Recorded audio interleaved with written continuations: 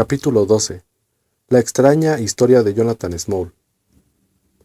Aquel inspector que se había quedado en el coche era un hombre muy paciente, porque transcurrió bastante rato antes de que me reuniera con él. Su rostro se ensombreció cuando le mostré la caja vacía. «Adiós a la recompensa», dijo en tono abatido. «Si no hay dinero, no hay paga. Si el tesoro hubiera estado ahí, el trabajo de esta noche nos habría valido a Sam Brown y a mí 10,000 libras por cabeza. El señor Thaddeus Sholto es rico», dije. «Él se ocupará de que sean recompensados con tesoro o sin él». Pero el inspector negó con la cabeza en un gesto de desaliento. «Un mal trabajo», repitió, «y lo mismo pensará Athelney Jones». Su predicción resultó acertada, porque el policía se quedó completamente pálido cuando llegué a Baker Street y le mostré la caja vacía. Holmes, el detenido, y él acababan de llegar, porque habían cambiado de plan por el camino y habían ido a informar a una comisaría. Mi compañero estaba arrellanado en su butaca, con su habitual expresión de indiferencia, y Small se sentaba impasible frente a él, con la pata de palo cruzada sobre la pierna buena. Cuando presenté la caja vacía, se echó hacia atrás en su asiento y soltó una carcajada. «Esto es obra suya, Small», dijo Athelney Jones furioso. «Sí, yo le tiré donde ustedes. Jamás podrán echarle la mano», exclamó alborozado. «El tesoro era mío, y si no puedo quedarme con él, ya pondré buen cuidado de que no se lo quede ningún otro. Les aseguro que ningún ser viviente tiene derecho a él, como excepción de 3 hombres que cumplen condena en el presidio de Andamán y de mí mismo. Me consta que yo ya no podré aprovecharlo, y sé que ellos tampoco. En todo momento he actuado en su nombre, tanto como en el mío propio. Siempre hemos sido fieles al signo de los 4. Pues bien, sé que ellos habrían querido que hiciera lo que he hecho, arrojar el tesoro al Támesis antes de permitir que se lo quedasen los amigos y familiares de Sholto o de Morstan. No le hicimos a Achmed lo que le hicimos para enriquecerlos a ellos. Encontrarán ustedes el tesoro en el mismo lugar que la llave y que el pobre de Tonga». Cuando vi que su lancha nos iba a alcanzar, escondí el botín en lugar seguro. «No hay rupias para ustedes en este viaje». «Usted nos quiere engañar, Small», dijo Athelney Jones en tono firme. «Si hubiera querido tirar el tesoro al Támesis, le habría resultado más fácil tirarlo con caja y todo. Más fácil para mí tirarlo, y más fácil para ustedes recuperarlo», respondió Small con una astuta mirada de soslayo. «Un hombre lo bastante listo como para seguirme la pista tiene que ser también lo bastante listo como para sacar una caja de hierro del fondo de un río. Pero ahora que las joyas están esparcidas a lo largo de unas 5 millas, puede que le resulte más difícil. La verdad es que me rompió el corazón tirarlas. Estaba medio loco cuando ustedes nos alcanzaron. Pero de nada sirve lamentarse. He pasado buenos y malos momentos en mi vida, pero he aprendido a no arrepentirme de nada». «Este es un asunto muy serio, Small», dijo el inspector. «Si hubiera usted ayudado a la justicia, en lugar de burlarla de este modo, habría tenido más posibilidades a favor en su juicio». «La justicia», se burló el expresidiario. «Bonita justicia. ¿A quién pertenecía ese botín sino a nosotros? ¿Dónde está la justicia en que se lo regale a quien no ha hecho nada por ganárselo? Miren cómo me lo gané yo. 20 largos años, en aquel pantano plagado de fiebres, trabajando todo el día en los manglares, y encadenado toda la noche en las mugrientas barracas de los presos, comido por los mosquitos, atormentado por la fiebre intermitente, sufriendo los abusos de todos aquellos malditos policías negros, encantados de poder ajustarle las cuentas a un blanco. Así me gané el tesoro de Agra, y ustedes me hablan de justicia porque no puedo soportar la idea de haber pagado este precio solo para que otro lo disfrute. Entonces me dejaría colgar una docena de veces, o que me clavaran en la piel uno de los dardos de Tonga, que vivir en una celda de la cárcel, sabiendo que otro vive cómodamente en un palacio con el dinero que debería haber sido mío». Small había dejado caer su máscara de estoicismo, y todo este discurso lo soltó en un furioso torbellino de palabras, con los ojos echando llamas, y haciendo chocar las esposas con los apasionados movimientos de sus manos. Al contemplar la furia y el ardor de aquel hombre, comprendí que no era nada infundado ni ridículo el terror que se había apoderado del mayor Sholto al enterarse de que el agraviado presidiario le seguía la pista.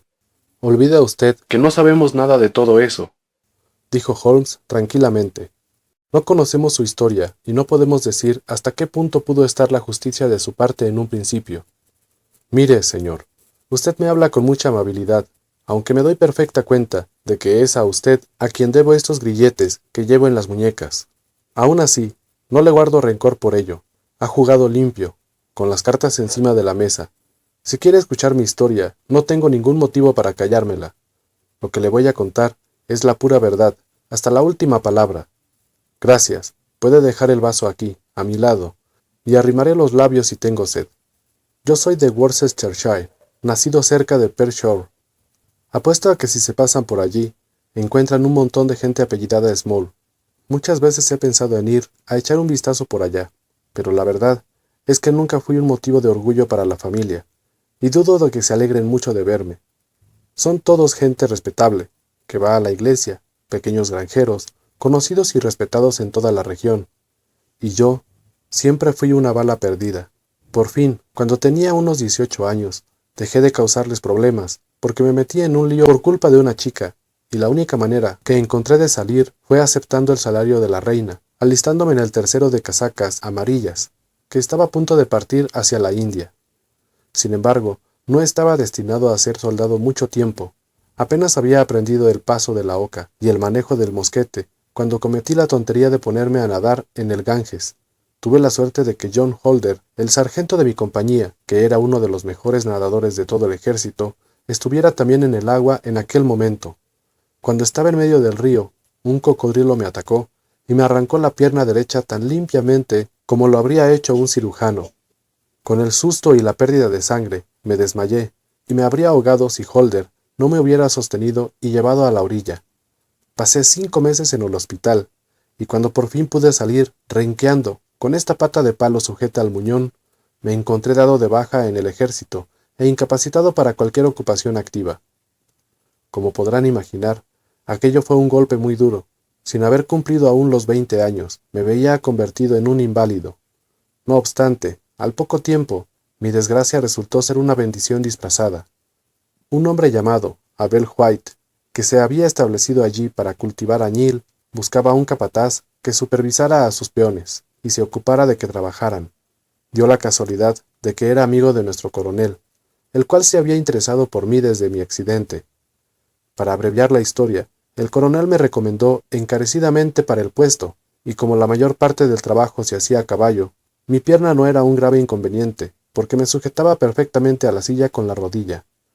Lo que tenía que hacer era recorrer la plantación, vigilar a los hombres durante el trabajo y dar parte de los holgazanes. La paga era buena, tenía un alojamiento confortable y, en general, me daba por satisfecho con pasar el resto de mi vida en una plantación de añil.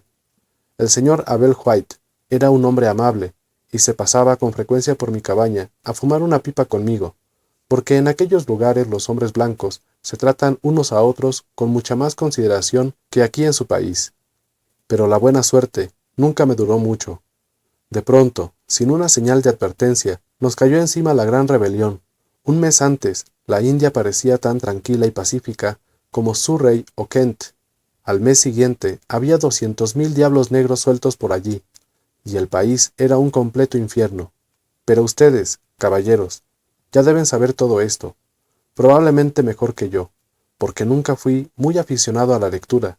Yo solo sé lo que vi con mis propios ojos. Nuestra plantación se encontraba en un lugar llamado Mutra, cerca de la frontera de las provincias del noroeste. Noche tras noche, el cielo entero se iluminaba con las llamas de los bungalows incendiados, y día tras día veíamos pasar por nuestras tierras pequeños grupos de europeos, con sus mujeres y niños, que se dirigían hacia Agra, donde se encontraba la guarnición más cercana. El señor Abel White era un hombre obstinado. Se le había metido en la cabeza que estaban exagerando el asunto y que la insurrección se extinguiría tan de golpe como había estallado, y se quedó sentado en su terraza, bebiendo vasos de whisky con soda y fumando puros, mientras el país ardía a su alrededor. Como es natural, Dawson y yo nos quedamos con él.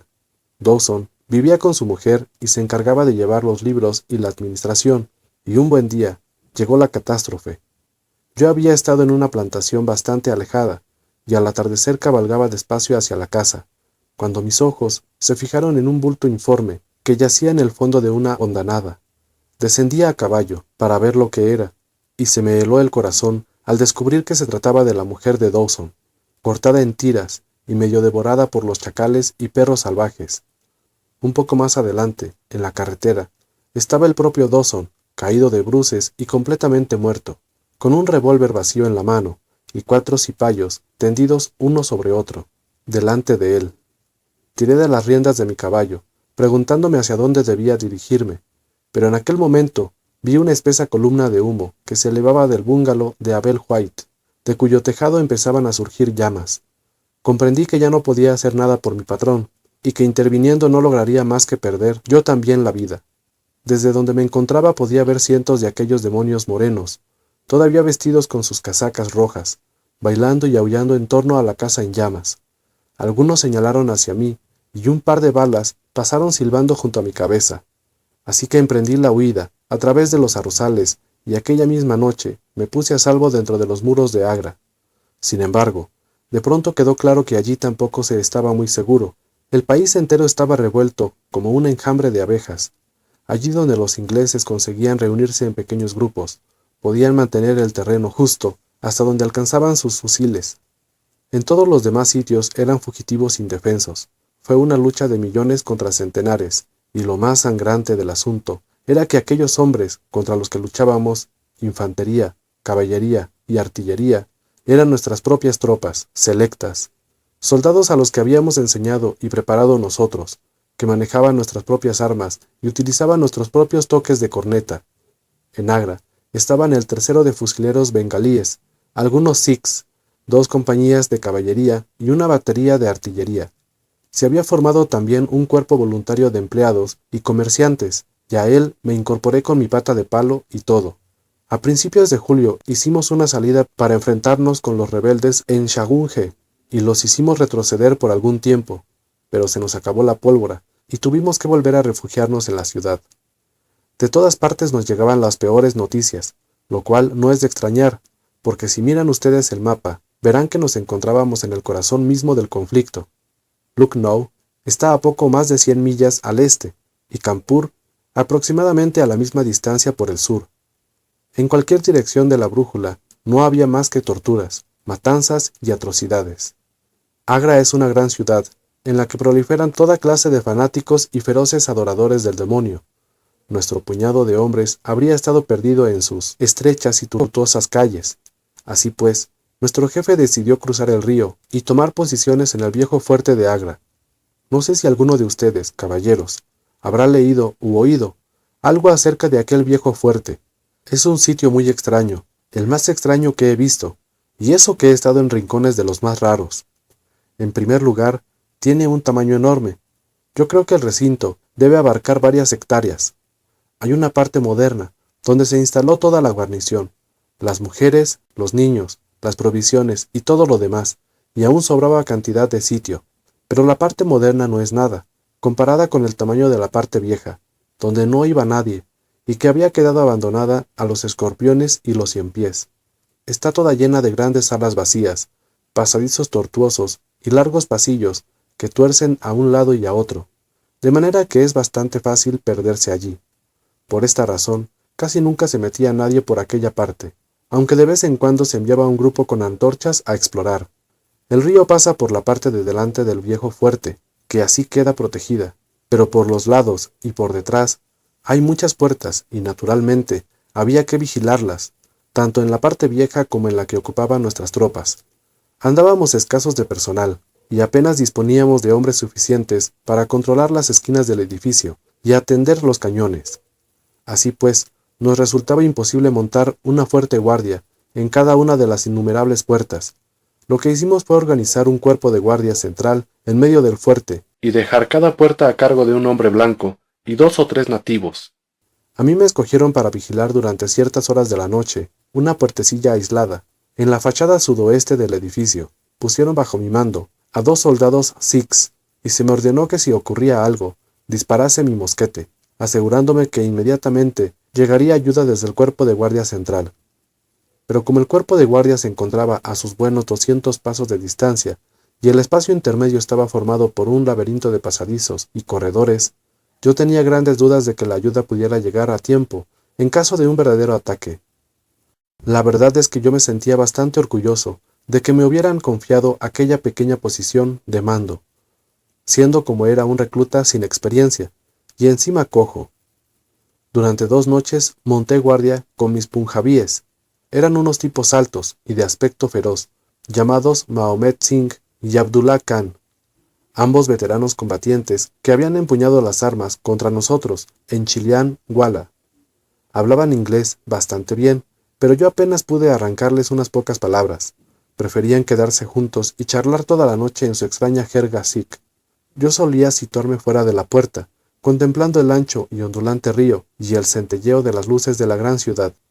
El redoblar de los tambores, el batir de los timbales y los gritos y alaridos de los rebeldes, ebrios de opio y de bhang, bastaban para que nos acordáramos, durante toda la noche, de los peligrosos vecinos que teníamos al otro lado del río. Cada 2 horas, el oficial de noche recorría todos los puestos de guardia para asegurarse de que todo iba bien. La tercera noche de mi guardia era oscura y tenebrosa, con una fina y pertinaz llovizna. Era un verdadero fastidio permanecer hora tras hora en la puerta con aquel tiempo. Intenté una y otra vez hablar a mis sikhs, pero sin mucho éxito. A las 2 de la madrugada pasó la ronda, rompiendo por un momento la monotonía de la noche. Viendo que resultaba imposible entablar conversación con mis compañeros, saqué mi pipa y dejé a un lado el mosquete para encender una cerilla. Al instante, los 2 sikhs cayeron sobre mí. Uno de ellos se apoderó de mi fusil y me apuntó con él a la cabeza, mientras el otro me aplicaba un enorme cuchillo a la garganta y juraba entre dientes que me lo clavaría si me movía un paso. Lo primero que pensé fue que aquellos hombres estaban confabulados con los rebeldes y que aquello era el comienzo de un asalto. Si nuestra puerta caía en manos de los cipayos, todo el fuerte caería, y las mujeres y niños recibirían el mismo tratamiento que en Campur. Es posible que ustedes, caballeros, crean que pretendo darme importancia, pero les doy mi palabra de que cuando pensé aquello, a pesar de sentir en mi garganta la punta del cuchillo, abrí la boca con la intención de dar un grito, aunque fuera el último de mi vida, para alertar a la guardia principal. El hombre que me sujetaba pareció leer mis pensamientos, porque cuando yo tomaba aliento susurró: «No hagas ningún ruido. El fuerte está seguro, no hay perros rebeldes a este lado del río». Se notaba en su voz que decía la verdad, y supe que si levantaba la voz era hombre muerto. Podía leerlo en los ojos castaños de aquel hombre. Así que guardé silencio, hasta enterarme de lo que querían de mí. «Escúchame, Sahib», dijo el más alto y feroz de los dos, al que llamaban Abdullah Khan. «O te pones de nuestra parte ahora mismo, o tendremos que hacerte callar para siempre. El riesgo que corremos es demasiado grande para que vacilemos. O te unes a nosotros, en cuerpo y alma, jurando sobre la cruz de los cristianos, o esta noche tu cuerpo irá a parar al foso, y nosotros nos pasaremos a nuestros hermanos del ejército rebelde. No hay término medio. ¿Qué eliges, la vida o la muerte? Solo podemos darte 3 minutos para decidir, porque el tiempo corre y todo tiene que hacerse antes de que vuelva a pasar la ronda». «¿Cómo puedo decidir?», dije. «No me habéis explicado lo que queréis de mí, pero os aseguro desde ahora que si es algo contra la seguridad del fuerte, no quiero saber nada del asunto, y podéis clavarme el cuchillo en cuanto queráis». «No se trata nada de contra el fuerte», dijo él. «Solo te pedimos que hagas lo que todos tus compatriotas vienen a hacer a esta tierra. Te proponemos que te hagas rico, si te unes a nosotros esta noche. Te juramos sobre este cuchillo, desenvainado, y con el triple juramento que ningún sikh ha roto jamás, que tendrás tu parte equitativa del botín. 1/4 parte del tesoro será tuya. No podemos hacer una oferta más justa». «Pero, ¿de qué tesoro me hablas?», pregunté. «Estoy tan dispuesto a hacerme rico como podáis estarlo vosotros, pero tenéis que decirme cómo vamos a lograrlo». «Entonces, ¿estás dispuesta a jurar por los huesos de tu padre, por el honor de tu madre, por la cruz de tu religión, que no levantarás la mano ni dirás una palabra contra nosotros, ni ahora ni después?» «Lo juraré», dije, «siempre que el fuerte no corra peligro». «En tal caso, mi compañero y yo juraremos que tendrás 1/4 parte del tesoro, que dividiremos a partes iguales entre nosotros 4. «No somos más que 3, dije yo. «No, Dost Akbar debe recibir su parte. Te contaremos la historia mientras lo esperamos. Quédate en la puerta, Mahomet Singh, y avisa cuando lleguen». «El asunto es el siguiente, Sahib, y te lo cuento porque sé que los feringes se sienten obligados por sus juramentos y que podemos confiar en ti. Si fueras un embustero hindú, aunque hubieras jurado por todos los dioses de sus falsos templos, tu sangre habría corrido por mi cuchillo, y tu cuerpo estaría ya en el agua. Pero los sikhs conocemos a los ingleses, y los ingleses conocen a los sikhs. Escucha, pues, lo que te voy a decir. En las provincias del norte hay un rajá que posee muchas riquezas, aunque sus tierras son pequeñas. Gran parte la heredó de su padre, y mucho más lo reunió él mismo, porque es un hombre de carácter ruin, más propenso a acaparar oro que a gastarlo. Cuando estalló la revuelta, quiso estar a bien con el león y con el tigre, con los cipayos y con el gobierno de la compañía. Sin embargo, poco después empezó a creer que se acercaba el fin de los hombres blancos, porque las noticias que le llegaban de todas partes no hablaban más que de su muerte y su derrota. Aún así, como era hombre precavido, trazó sus planes de manera que, pasara lo que pasara, le quedara al menos la mitad de su tesoro.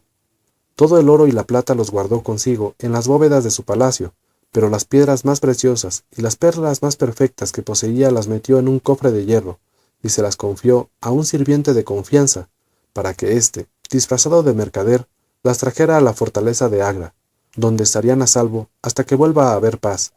Así, si triunfan los rebeldes, él conservará su dinero, pero si vence la compañía, salvará sus joyas. Después de dividir así su tesoro, se sumó a la causa de los cipayos, porque éstos eran los más fuertes en torno a sus fronteras. Fíjate, Sahib, en que al hacer esto, su propiedad se convierte en botín legítimo de los que se han mantenido leales. Este falso mercader que viaja bajo el nombre de Ahmed se encuentra ahora en la ciudad de Agra y pretende entrar en el fuerte. Lleva como compañero de viaje a mi hermano de leche, Dost Akbar, que conoce su secreto.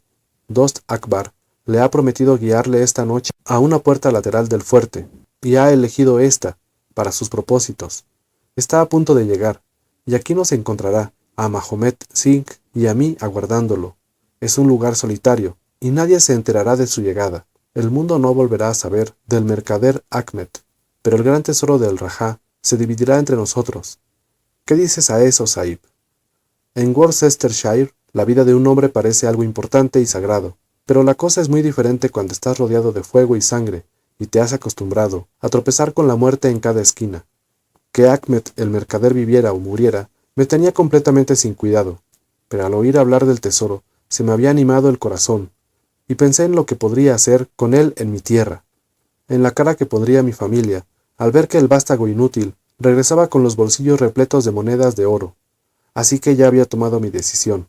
Sin embargo, Abdullah Khan, creyendo que aún vacilaba, insistió todavía un poco más. Ten en cuenta, Sahib, dijo, que si este hombre cae en manos del comandante, éste le hará ahorcar o fusilar, y sus joyas pasarán al poder del gobierno, sin que nadie salga ganando ni una rupia. Pues bien, si lo atrapamos nosotros, ¿por qué no íbamos a hacer también los demás? Las joyas estarán igual de bien con nosotros que en las arcas de la compañía. Hay suficiente para convertirnos a los 4 en hombres ricos y poderosos. Nadie sabría nada del asunto, porque estamos aislados de todos. ¿Puede haber una oportunidad mejor? Así pues, Sahib, dime otra vez si estás con nosotros, o si debemos considerarte como un enemigo. Estoy con vosotros, en cuerpo y alma, dije. Está bien, respondió él, devolviéndome mi fusil. Ya ves que nos fiamos de ti, porque creemos que, igual que nosotros, no faltarás a tu palabra. Ahora solo tenemos que esperar a que lleguen mi hermano y el mercader. ¿Sabe tu hermano lo que vas a hacer? Pregunté. El plan es suyo, él lo ha ideado. Vamos a la puerta a montar guardia, junto a Mohammed Singh. La lluvia seguía cayendo insistentemente, porque nos encontrábamos al comienzo de la estación lluviosa. Densas y oscuras nubes cruzaban por el cielo, y resultaba difícil ver más allá de un tiro de piedra. Delante de nuestra puerta se abría un profundo foso, pero estaba casi seco por algunos lugares, y era fácil cruzarlo. Me parecía extraño encontrarme allí con aquellos 2 feroces punjabíes, aguardando a un hombre que se encaminaba hacia la muerte. De pronto, mis ojos captaron el brillo de una linterna sorda al otro lado del foso. Desapareció entre los montículos de tierra y volvió a aparecer, acercándose despacio a nuestra posición. «¡Ahí están!», exclamé. «Sahib, tú les darás el alto, como de costumbre», susurró Abdullah. «Que no sospeche nada. Envíalo adentro con nosotros y nosotros haremos el resto, mientras tú te quedas aquí de guardia. Ten preparada la linterna, para estar seguros de que es nuestro hombre». La vacilante luz continuaba acercándose, deteniéndose unas veces y avanzando otras, hasta que pude distinguir dos figuras oscuras al otro lado del foso. Las dejé descender por el terraplén, chapotear a través del fango y trepar hasta la mitad del camino a la puerta, y entonces les di el alto. ¿Quién va?, dije con voz apagada. Somos amigos, me respondieron. Descubrí mi linterna y proyecté un chorro de luz sobre ellos. El primero era un sikh enorme, con una barba negra que le llegaba casi hasta la faja. No siendo en una feria, jamás he visto un hombre tan alto. El otro era un tipo bajo y gordo, con un gran turbante amarillo, que llevaba en la mano un bulto envuelto en un chal. Parecía estar temblando de miedo, porque retorcía las manos como si tuviera fiebre, y giraba constantemente la cabeza a derecha e izquierda, escudriñando con los ojillos relucientes y parpadeantes, como un ratón al aventurarse fuera de su madriguera. Me daba escalofríos pensar en matarlo, pero entonces me acordé del tesoro, y el corazón se me volvió duro como un pedernal. Al ver mi rostro blanco, soltó un pequeño gorjeo de alegría, y vino corriendo hacia mí. «Protégeme, Sahib», gimió. «Protege al desdichado mercader Ahmed. He atravesado toda Rajputana en busca de la seguridad del fuerte de Agra. Me han robado, golpeado e insultado por haber sido amigo de la compañía. Bendita sea esta noche, en la que vuelvo a estar a salvo, yo y mis humildes pertenencias». «¿Qué llevas en ese paquete?», pregunté. «Una caja de hierro», respondió, «que contiene uno o dos recuerdos de familia, que no tienen ningún valor para otros, pero que lamentaría perder. Sin embargo, no soy un mendigo, y le recompensaré, joven Sahib, y también a su gobernador, si me da la protección que le pido». Se me hizo imposible seguir hablando con aquel hombre. Cuanto más miraba su rostro gordo y asustado, más difícil me resultaba pensar que íbamos a matarlo a sangre fría. Lo mejor era acabar de una vez. «Llevadlo a la guardia principal», dije. Los dos sikhs se situaron a sus lados y el gigante detrás, y así emprendieron la marcha, a través del oscuro pasillo de entrada. Jamás hombre alguno caminó tan cercado por la muerte. Yo me quedé en la puerta con la linterna. Oí el ruido acompasado de sus pasos avanzando por los solitarios pasillos. De pronto, se detuvieron y oí voces, un forcejeo y algunos golpes. Un instante después, oí con espanto pasos precipitados que venían en mi dirección, y la respiración jadeante de un hombre que corría. Dirigí mi linterna hacia el largo y recto pasillo, y vi que por él venía el hombre gordo, corriendo como el viento, con una mancha de sangre cruzándole la cara. Pisándole los talones y saltando como un tigre, venía el enorme sikh de la barba negra, con un cuchillo, lanzando destellos en su mano. Jamás he visto un hombre que corriera tan rápido como aquel pequeño mercader. Iba sacándole ventaja al sikh, y me di cuenta de que si pasaba por donde yo estaba y lograba salir al aire libre, todavía podría salvarse. Mi corazón empezó a ablandarse, pero, una vez más, pensar en el tesoro me volvió duro y despiadado. Cuando pasaba corriendo junto a mí, le metí mi fusil entre las piernas y cayó dando un par de vueltas, como un conejo alcanzado por un disparo. Antes de que pudiera incorporarse, el sikh cayó sobre él y le hundió el puñal 2 veces en el costado.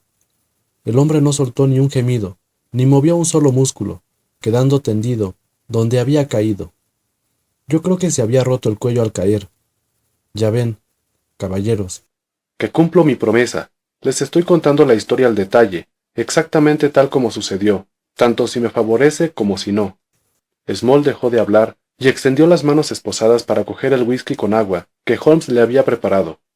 Confieso que, a estas alturas, aquel hombre me inspiraba el horror más absoluto, no solo por el crimen a sangre fría en el que había participado, sino sobre todo por la manera indiferente y hasta jactanciosa en que lo había narrado. Fuera cual fuera el castigo que le aguardaba, que no esperara ninguna simpatía por mi parte. Sherlock Holmes y Jones permanecían sentados con las manos sobre las rodillas, profundamente interesados por la historia, pero con la misma expresión de repugnancia en sus caras.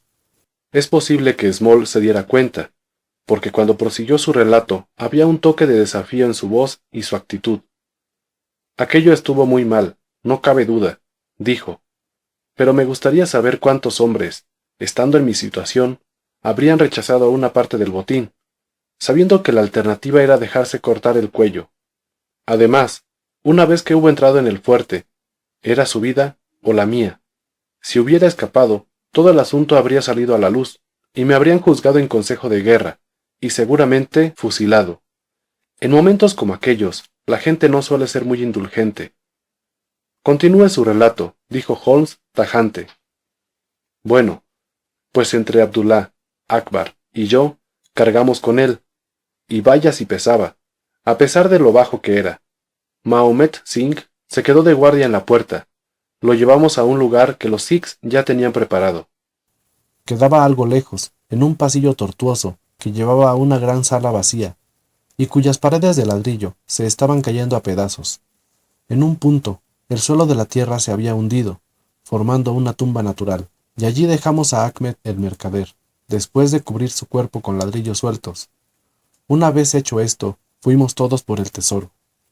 Estaba donde Ahmed lo había dejado caer al sufrir el primer ataque.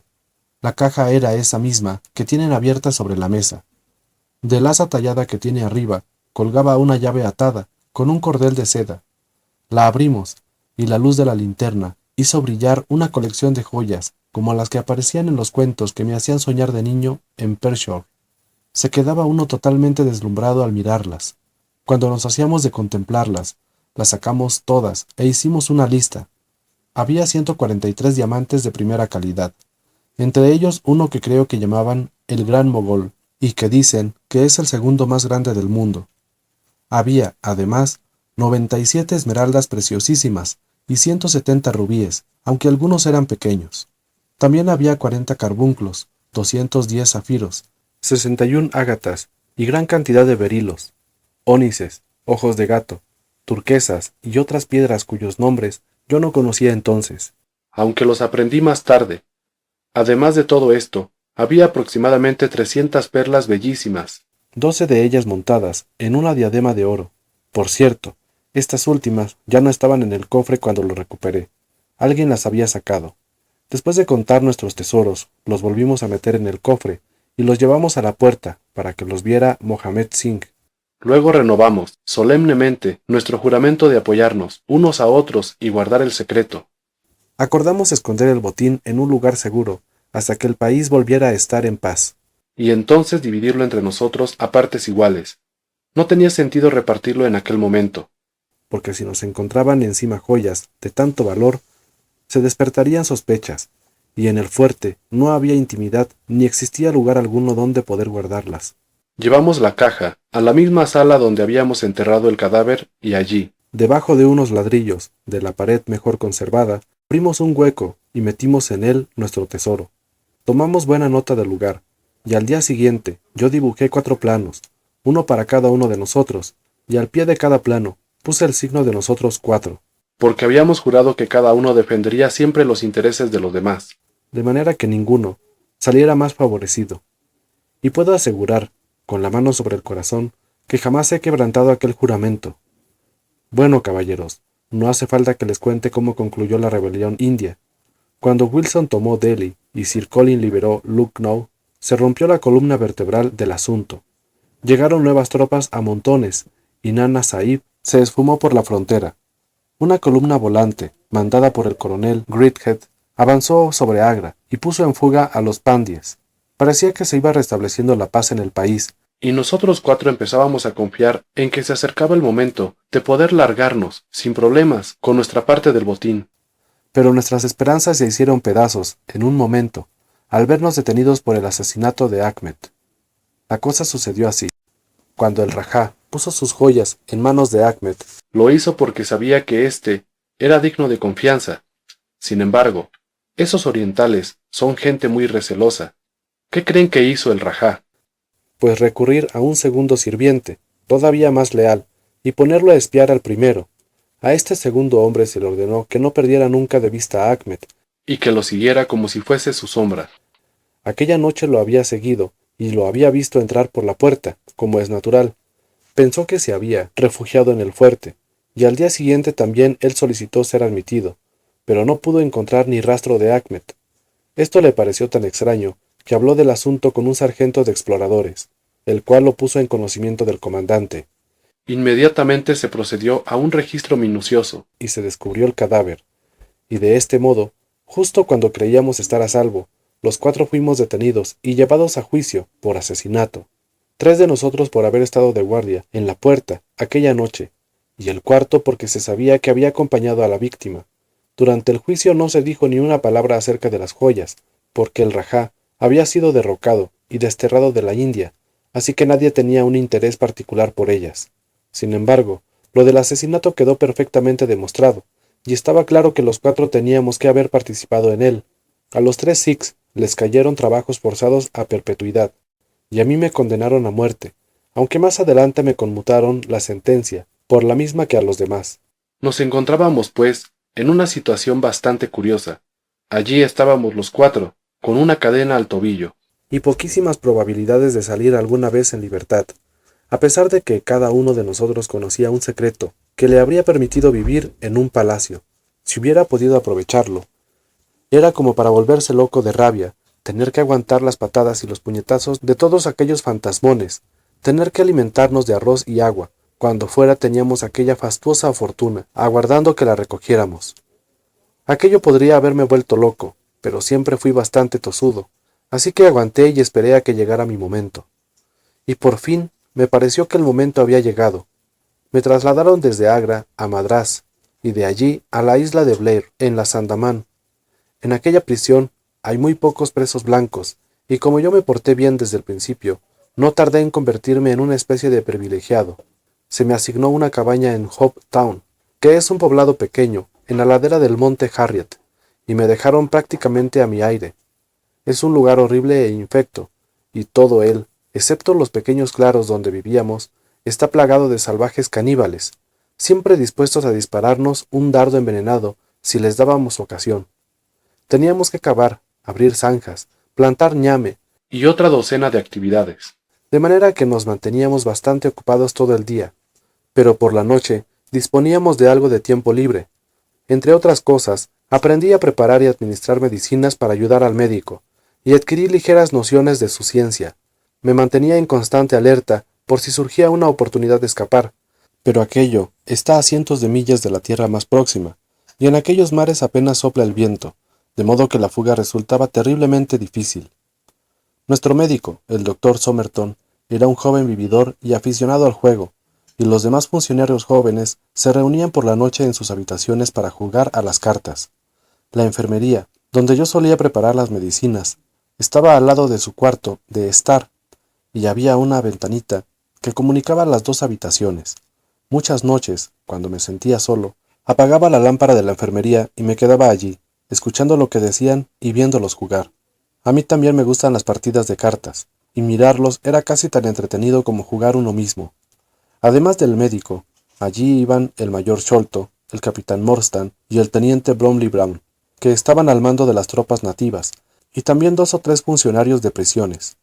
Unos viejos zorros que jugaban un juego fino, astuto y seguro. Formaban una cuadrilla muy apañadita. Pues bien, pasaba una cosa que enseguida me llamó la atención, y era que los militares solían perder siempre, y los civiles ganaban. Mira que no estoy diciendo que hicieran trampas, pero lo cierto es que ganaban. Aquellos funcionarios de prisiones apenas habían hecho otra cosa que jugar a las cartas desde que llegaron a las Andamán, y conocían al dedillo el juego de los demás, mientras que los militares jugaban solo para pasar el rato y manejaban las cartas de cualquier manera. Noche tras noche, los militares se iban empobreciendo, y cuanto más perdían, más ansiosos estaban por jugar. Al que peor le iba era al mayor Sholto. Al principio, solía pagar en billetes y monedas de oro, pero pronto empezó a firmar pagarés, y por grandes sumas. A veces ganaba unas cuantas manos, lo suficiente para cobrar ánimos, y entonces la suerte se volvía contra él, peor que nunca. Se pasaba el día andando de un lado a otro, con un humor de perros, y empezó a beber mucho más de lo que le convenía. Una noche, perdió aún más de lo habitual. Yo estaba sentado en mi cabaña, cuando él y el capitán Morstan pasaron tambaleándose, camino de sus aposentos. Los 2 eran amigos íntimos, y no se separaban nunca. El mayor iba rabiando por sus pérdidas. Esto se acabó, Morstan. Iba diciendo al pasar ante mi cabaña. Tendré que enviar mi dimisión. Estoy en la ruina. Tonterías, amigo, dijo el otro, palmeándole la espalda. A mí también me ha ido mal, pero... Eso fue todo lo que oí, pero fue suficiente para ponerme a pensar. Un par de días después, el mayor Sholto fue a dar un paseo por la playa y aproveché la oportunidad para hablar con él. Me gustaría pedirle un consejo, señor, dije. Bien, Small. ¿De qué se trata? Preguntó sacándose el puro de la boca. Quería preguntarle, señor, ¿cuál sería la persona más indicada para hacerle entrega de un tesoro escondido? Yo sé dónde hay un botín que vale $500,000, y como yo no puedo aprovecharlo, he pensado que tal vez lo mejor sería entregárselo a las autoridades competentes, y de ese modo es posible que me redujeran la condena. ¿$500,000, Small? Jadeó, mirándome con firmeza para asegurarse de que hablaba en serio. Eso mismo, señor, en joyas y perlas, está a disposición de quien vaya a cogerlo. Y lo más curioso del caso es que el auténtico propietario está fuera de la ley y no puede reclamar sus propiedades, de manera que pertenece al primero que llegue. Pertenece al gobierno, Small, al gobierno, balbuceó, pero lo dijo sin demasiada convicción, y yo supe en el fondo de mi corazón que lo tenía atrapado. Entonces, señor, ¿cree que debería darle información al gobernador general? Pregunté muy tranquilo. Bueno, no debe usted precipitarse, porque luego podría arrepentirse. Cuéntemelo todo, Small. Deme más detalles. Le conté toda la historia, con ligeras alteraciones, para que no pudiera identificar los lugares. Cuando terminé mi relato, se quedó completamente inmóvil, pensando intensamente. Por el modo en que le temblaba el labio, me di perfecta cuenta de que en su interior se libraba una lucha. Este es un asunto muy importante, Small, dijo por fin. Lo mejor es que no le diga una palabra a nadie. Pronto volveremos a hablar. 2 noches después, el mayor vino a mi cabaña, en mitad de la noche, alumbrándose con una linterna y acompañado por su amigo, el capitán Morstan. Small, quiero que el capitán Morstan oiga esa historia de sus propios labios, dijo. Yo la repetí tal como la había contado la vez anterior. Suena auténtico, ¿verdad? Dijo. Parece lo bastante bueno como para hacer algo al respecto. El capitán Morstan asintió. Mire usted, Small, dijo el mayor. Mi amigo y yo hemos estado hablando del asunto, y hemos llegado a la conclusión de que, a fin de cuentas, ese secreto suyo no puede considerarse competencia del gobierno, sino que es un asunto privado, y usted, desde luego, tiene derecho a disponer de él como mejor le parezca. Ahora, la pregunta es, ¿qué precio pediría usted? Si nos pusiéramos de acuerdo en las condiciones, podría interesarnos hacernos cargo del asunto, o al menos tomarlo en consideración. Procuraba hablar en tono frío y despreocupado, pero le brillaban los ojos de excitación y codicia. En cuanto a eso, caballeros, respondí, procurando también mostrarme frío, pero sintiéndome tan excitado como él. Solo hay un trato que pueda hacer un hombre en mi situación. Quiero que ustedes me ayuden a conseguir la libertad, y que hagan lo mismo con mis 3 compañeros. Entonces los aceptaremos en la sociedad y les daremos una quinta parte para que se la repartan entre ustedes. Dijo él. Una quinta parte. Eso no es muy tentador. Vendrían a ser unas 50,000 libras por cabeza, dije yo. Pero ¿cómo vamos a conseguirle la libertad? Sabe muy bien que pide un imposible. Nada de eso, respondí. Lo tengo todo pensado hasta el último detalle. El único impedimento para la fuga es que no podemos conseguir una embarcación adecuada para el viaje, ni provisiones que nos duren tanto tiempo. Pero en Calcuta o en Madrás hay montones de yates y quichés pequeños que nos servirían perfectamente. Nosotros subiremos a bordo, por la noche, y si ustedes nos dejan en cualquier parte de la costa india, habrán cumplido su parte del trato.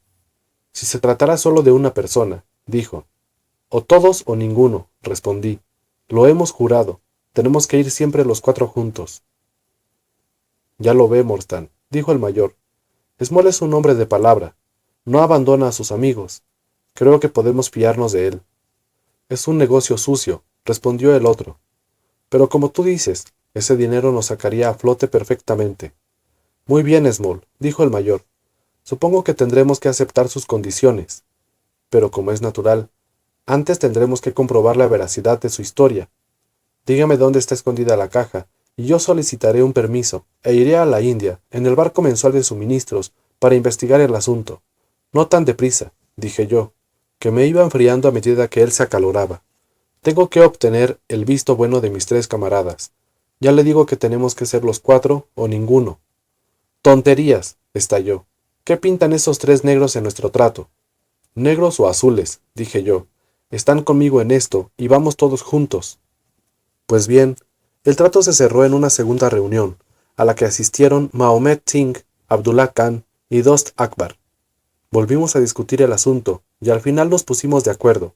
Nosotros proporcionaríamos a los dos oficiales sendos planos de aquella parte del fuerte de Agra, marcando el lugar en el que estaba escondido el tesoro. El mayor Sholto iría a la India a verificar nuestra historia. Si encontraba el cofre, debía dejarlo donde estaba, enviar un pequeño yate pertrechado para el viaje, con instrucciones de atracar frente a la isla de Rutland, y ya nos las arreglaríamos nosotros para llegar allá. Y por último, regresar a su puesto. A continuación, el capitán Morstan solicitaría un permiso, iría a reunirse con nosotros en Agra, y allí repartiríamos por fin el tesoro. El capitán se llevaría su parte y la del mayor. Todo esto lo sellamos con los juramentos más solemnes que la mente pueda concebir y los labios pronunciar. Me pasé toda la noche dándole a la pluma, y por la mañana teníamos terminados los dos planos, firmados con el signo de los 4, es decir, Abdullah, Akbar, Mahomet y yo. Bien, caballeros, los estoy aburriendo con mi larga historia, y sé que mi amigo el señor Jones está impaciente por dejarme bien guardado en la jaula. Seré lo más breve que pueda. Aquel canalla de Sholto marchó a la India, pero ya no regresó jamás. Muy poco tiempo después, el capitán Morstan me enseñó su nombre en una lista de pasajeros de un buque correo. Había muerto un tío suyo, dejándole en herencia una fortuna, y él había abandonado el ejército. Sin embargo, aquello no le impidió rebajarse hasta el punto de traicionar a 5 hombres como lo hizo con nosotros. Poco después, Morstan fue a Agra, y tal como esperábamos, descubrió que el tesoro había volado. Aquella sabandija lo había robado todo, sin cumplir ninguna de las condiciones bajo las que le habíamos confiado el secreto. Desde aquel día, viví solo para la venganza. Pensaba en ella de día y me recreaba en ella por la noche. Se convirtió en una pasión absorbente que me dominó por completo. No me importaba nada la ley, ni me asustaba la horca. Escapar, seguirle la pista a Sholto, echarle la mano al cuello. Aquellos eran mis únicos pensamientos. Incluso el tesoro de Agra se había convertido para mí en algo secundario, comparado con matar a Sholto. Pues bien, en esta vida yo me he propuesto muchas cosas, y jamás hubo una que dejara de hacer. Pero pasaron largos años hasta que llegó mi momento. Ya les he dicho que había aprendido algo de medicina. Un día, cuando el doctor Somerton estaba en cama con fiebre, un grupo de presos recogió en el bosque a uno de aquellos pequeños nativos de las Andamán. Estaba mortalmente enfermo y había buscado un lugar solitario para morir. Me hice cargo de él, aunque era tan venenoso como una cría de serpiente, y al cabo de un par de meses lo tuve curado y capaz de andar. A partir de entonces me cogió cariño, y se quedó siempre rondando alrededor de mi cabaña, sin regresar casi nunca a su bosque. Aprendí de él un poco de su idioma, y esto hizo que se encariñara aún más conmigo. Tonga, que así se llamaba, era un hábil piragüista y poseía una canoa grande y espaciosa. Cuando comprendí que sentía devoción por mí y que haría cualquier cosa por ayudarme, vi la oportunidad de fugarme. Hablé con él del asunto. Le dije que llevara su canoa cierta noche a un viejo embarcadero, que nunca estaba vigilado, y que me recogiera allí. Le indiqué además que llevara varias calabazas de agua y un buen montón de ñames, cocos y batatas. Qué firme y leal era el pequeño Tonga. Nadie tuvo jamás un camarada más fiel. La noche convenida, llevó su bote al embarcadero, pero dio la casualidad de que allí se encontraba uno de los guardias del presidio, un asqueroso afgano, que jamás había dejado pasar una ocasión de insultarme y humillarme. Yo había jurado vengarme de él, y ahora tenía la oportunidad. Era como si el destino lo hubiera puesto en mi camino para que saldara cuentas con él antes de abandonar la isla.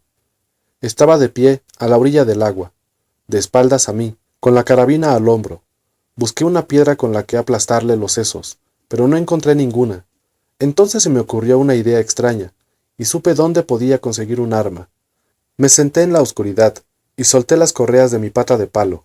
Con 3 largos saltos, a la pata coja, caí sobre él. Se llevó la carabina al hombro, pero yo lo golpeé de lleno, hundiéndole toda la parte delantera del cráneo. Todavía se ve la muesca en la madera, donde pegó el golpe. Los dos caímos al suelo juntos, porque yo no pude mantener el equilibrio, pero cuando me incorporé, vi que él se quedaba caído e inmóvil.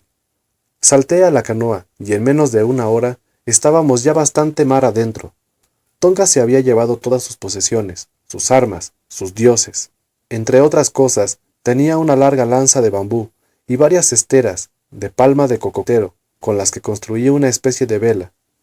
Navegamos sin rumbo fijo durante 10 días, confiando en la suerte, y al 11º nos recogió un barco mercante que iba de Singapur a Jeddah, con un pasaje de peregrinos malayos. Era una gente bastante rara, pero Tonga y yo tardamos muy poco en instalarnos entre ellos. Tenían una buena cualidad, que te dejaban en paz y no hacían preguntas. En fin, si fuera a contarles todas las aventuras que corrimos mi pequeño camarada y yo, no creo que ustedes me lo agradecieran, porque los entretendría aquí hasta después de salir el sol. Fuimos de un lado a otro, dando tumbos por el mundo, y siempre ocurría algo que nos impedía llegar a Londres, pero en ningún momento perdí de vista mi objetivo. Por las noches soñaba con Sholto, lo habré matado en sueños cientos de veces, pero por fin, hace 3 o 4 años, conseguimos llegar a Inglaterra. No me resultó muy difícil averiguar dónde vivía Sholto, y me propuse descubrir si había vendido el tesoro o todavía lo tenía en su poder. Hice amistad con alguien que estaba en condiciones de ayudarme, y no doy nombres porque no quiero meter en líos a nadie más, y pronto averigüé que aún tenía las joyas. Entonces intenté llegar hasta él de muchas maneras, pero era un tipo astuto, y siempre tenía 2 boxeadores protegiéndolo, además de sus hijos y su Khitmutgar. Sin embargo, un día me avisaron de que estaba muriendo. Corrí inmediatamente a su jardín, enloquecido al pensar que se me iba a escapar de las manos de aquella manera. Miré por la ventana, y lo vi tendido en su cama, con uno de sus hijos a cada lado. Estaba dispuesto a entrar y enfrentarme a los 3, pero justo en aquel momento vi que se le desplomaba la mandíbula, y comprendí que había muerto. A pesar de todo, aquella misma noche entré en su habitación y registré sus papeles para ver si había dejado alguna constancia de dónde estaban escondidas las joyas. Sin embargo, no encontré nada, y tuve que marcharme, frustrado y enfurecido a más no poder. Antes de retirarme, se me ocurrió que si alguna vez volvía a ver a mis amigos Sikhs, les agradaría saber que había dejado alguna señal de nuestro odio, así que garabateé el signo de los 4, igual que en el plano, y se lo clavé en el pecho con un alfiler. No podíamos permitir que lo llevaran a la tumba sin algún recuerdo de los hombres a los que había robado y engañado. Por aquella época nos ganábamos la vida exhibiendo al pobre Tonga en ferias y sitios, así como el caníbal negro. Comía carne cruda y bailaba su danza de guerra. Y al final de la jornada siempre teníamos el sombrero lleno de peniques. Seguía al corriente de todo lo que sucedía en el pabellón Pondicherry, y durante varios años no hubo novedades, aparte de que continuaban buscando el tesoro. Pero por fin llegó la noticia que tanto tiempo llevaba esperando. Habían encontrado el tesoro. Estaba en el piso alto de la casa, en el laboratorio de química del señor Bartolomeu Sholto. Me fui para allá de inmediato y eché un vistazo al sitio, pero no vi manera de llegar hasta él con mi pata de palo. Sin embargo, me enteré de que había una trampilla en el tejado, y me informé de la hora a la que cenaba el señor Sholto. Me pareció que, con ayuda de Tonga, podía conseguirlo con facilidad. Lo llevé allí y le enrollé a la cintura una cuerda larga. Tonga trepaba como un gato, y no tardó en alcanzar el tejado. Pero la mala suerte quiso que Bartolomeu Sholto se encontrara aún en su habitación, y eso le costó caro. Tonga pensaba que había hecho algo muy inteligente al matarlo, porque cuando yo llegué, arriba, trepando por la cuerda, lo encontré pavoneándose, orgulloso como un pavo real. Y qué sorpresa se llevó cuando lo azoté, con el cabo de la cuerda y lo maldije, llamándole diablo sediento de sangre. Cogí la caja del tesoro y la descolgué por la ventana. Luego bajé yo, pero antes dejé el signo de los 4 sobre la mesa, para que se supiera que las joyas habían vuelto por fin a manos de los que más derecho tenían a ellas. Entonces Tonga recogió la cuerda, cerró la ventana y salió por donde había entrado. Creo que no tengo más que contarles. Había oído a un barquero hablar de lo veloz que era la lancha de Smith, la Aurora, y pensé que nos vendría muy bien para escapar. Me puse de acuerdo con el viejo Smith, y pensaba pagarle una fuerte suma si nos llevaba a salvo a nuestro barco. Supongo que Smith se daba cuenta de que había gato encerrado, pero no sabía nada de nuestro secreto.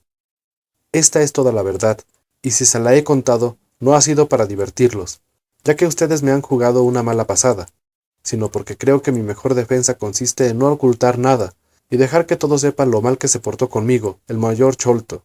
y lo inocente que soy de la muerte de su hijo. Un relato extraordinario, dijo Sherlock Holmes. Un cierre apropiado para un caso sumamente interesante. En la última parte de su narración no había nada nuevo para mí, excepto lo de que llevó usted la cuerda. Eso no lo sabía. Por cierto, tenía la esperanza de que Tonga hubiera perdido todos sus dardos, pero se las arregló para dispararnos uno en la lancha. Los había perdido todos, excepto el que llevaba montado en la cerbatana. Ah, claro, dijo Holmes. No se me había ocurrido. ¿Hay algún otro detalle que deseen preguntarme? Preguntó el preso en tono afable. Creo que no, gracias, respondió mi compañero. Bien, Holmes, dijo Athelney Jones. Ya le hemos dado gusto, y todos sabemos que es usted un entendido en crímenes, pero el deber es el deber, y ya he llegado bastante lejos haciendo lo que usted y su amigo me pidieron. Estaré más tranquilo cuando haya puesto a buen recaudo a nuestro narrador. El coche aún espera, y tengo 2 inspectores abajo. Les estoy muy agradecido por su ayuda. Como es natural, tendrán que asistir al juicio. Buenas noches. Buenas noches, caballeros, dijo Jonathan Small. Usted delante, Small, dijo el prudente Jones al salir de la habitación. Pienso poner especial cuidado en que no me aporree con su pata de palo, como dice que le hizo a aquel caballero en las Islas Andamán. Bien, con esto termina nuestro pequeño drama, comenté, después de que hubiéramos estado un buen rato fumando en silencio.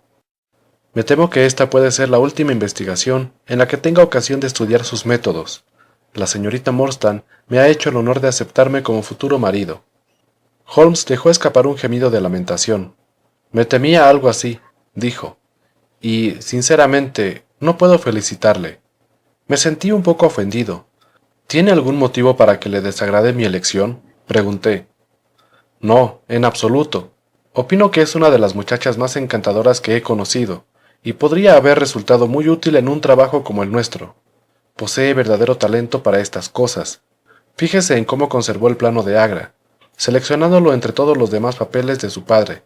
Pero el amor es una cosa emotiva, y todo lo emotivo es contrario a la razón, pura y serena, que yo valoro, por encima de todo lo demás.